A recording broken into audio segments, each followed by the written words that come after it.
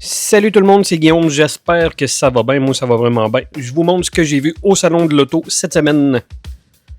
On commence par la section des véhicules modifiés. Il y en avait pour tous les goûts. Un beau Mercedes monté. J'irais peut-être pas faire de trail avec ça, mais c'était cool pareil. Un beau pick-up street legal. Ouais, peut-être pas. Il y avait aussi plusieurs voitures de course et de rallye. C'était vraiment très cool à voir.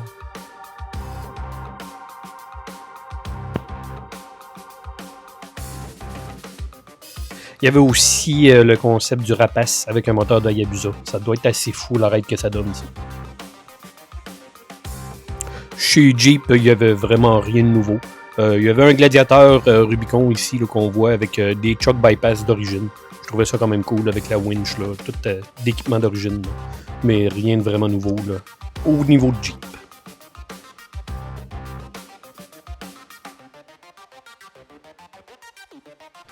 Il y avait aussi ce beau Jeep Willys 2 portes. Ça serait malade ça avec des Dana 60 en 43. Peut-être un jour. Puis j'ai aussi regardé là, pour mon prochain bazou d'hiver. Là. Ça irait bien, je pourrais gratter ma cour en même temps. Il y avait quelques autos de course de Gilles Villeneuve aussi qui a conduit là, au salon. Et cette magnifique voiture avec un swap LS. Vraiment très cool. Pas vraiment de nouveauté au niveau des Hummer, mais je trouvais ça quand même cool. Je savais même pas qu'il était décapotable. Très cool véhicule, très spacieux. Je me suis assis à l'intérieur, là, c'est vraiment hot. J'ai pas ça le look, c'est sûr que le poids est là, c'est full électrique. Puis, ce qui m'a impressionné le plus, c'est regarder l'épaisseur du plancher pour les batteries. En vrai, là, c'est vraiment impressionnant l'épaisseur que ça a.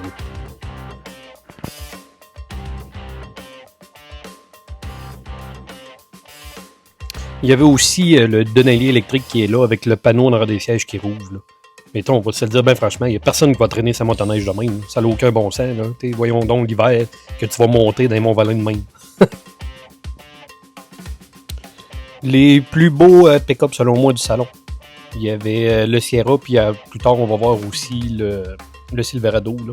Ça c'est le AT4 Plus 2500 Duramax.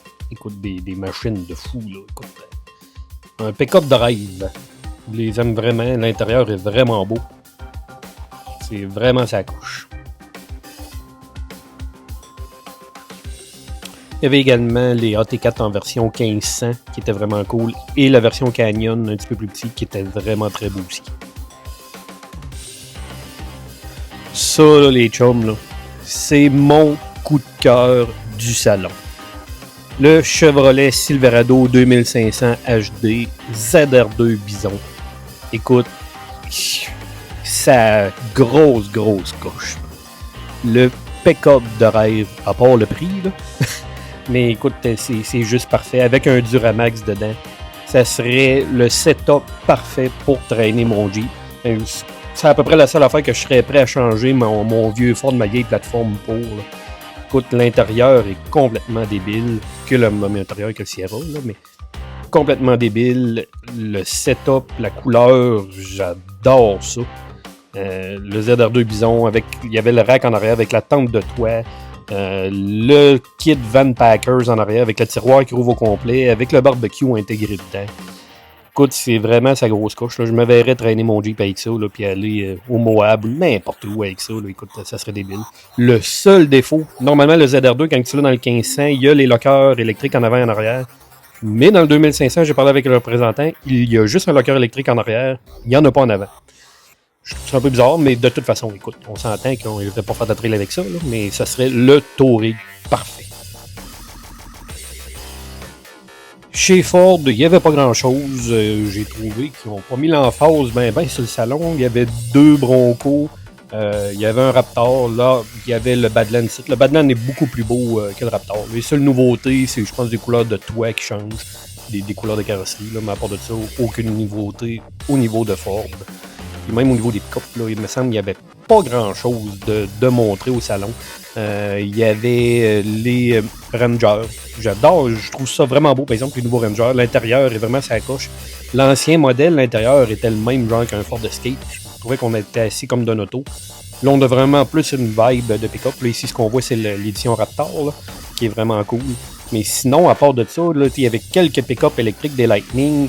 Il y avait bien des Mavericks, mais pas grand-chose pour vrai au niveau de Ford, j'ai trouvé. Puis, j'ai trouvé que le setup faisait pitié à comparer des autres compagnies, je trouvais. Pas beaucoup de modèles non plus chez Toyota. Il y avait le Tacoma et le Land Cruiser qui étaient là, mais sans plus. Il y avait aussi chez Hyundai le concept du crater, je sais pas trop comment il l'appelle, mais vraiment très cool. Écoute, un beau VUS hors route, c'est un concept, là, on s'entend, mais très cool avec des pneus de 35 pouces, des différentiels verrouillables, full électrique. C'est seulement un concept, là. Probablement qu'on verra peut-être jamais le jour de ça, mais vraiment très hot, très beau. J'aime l'idée, on dirait quasiment un 2 portes, mais c'est un 4 portes avec des belles courbes, une belle garde au sol. Ça serait vraiment cool qu'ils sortent ça. Ça serait un bel ajout là, à tous les véhicules plus hors route qu'il y a. Là. Si, mettons, il sort vraiment avec des 35 pouces d'origine, c'est vraiment très hot.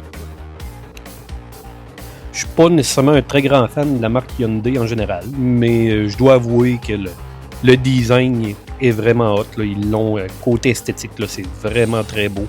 À part peut-être les crochets en avant, là, moi, je me semble que j'attacherais pas grand-chose après ça. Mais somme toute, très beau concept.